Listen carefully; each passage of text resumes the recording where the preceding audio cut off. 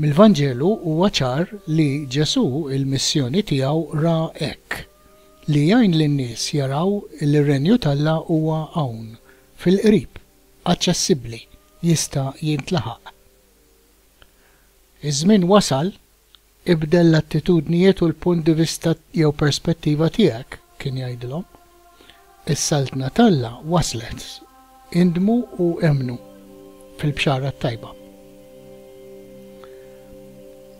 Darba waħda mar f'post imwarrab sabiex jitħejja għal vjaġġ li kien imiss. Iżda ħafna nies sabuh u ma ridux jitlaq.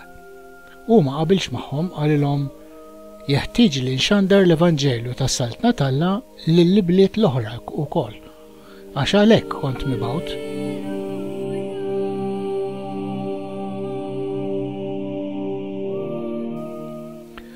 Imma Ġesu fil-vjaġġi tiegħu wasal sa qalbi.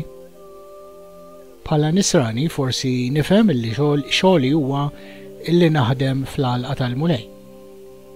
Iżda mhux eżatt hekk, propjament xogħli huwa illi nċedi lili nnifsi sabiex insir strument, sabiex is-saltna tista' tinbena fija u f'oħrajn.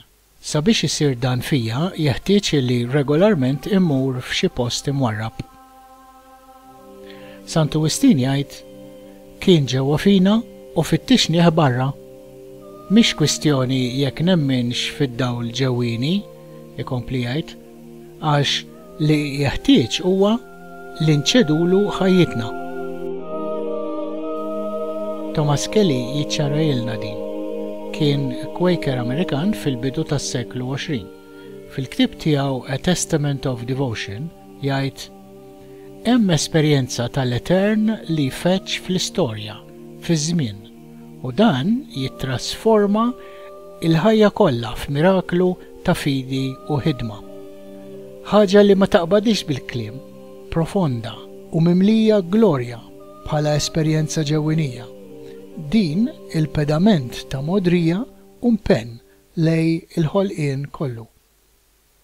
Din l-esperjenza hija l-bażi ġenwina ta' kull sforz ta' ħidma soċjali.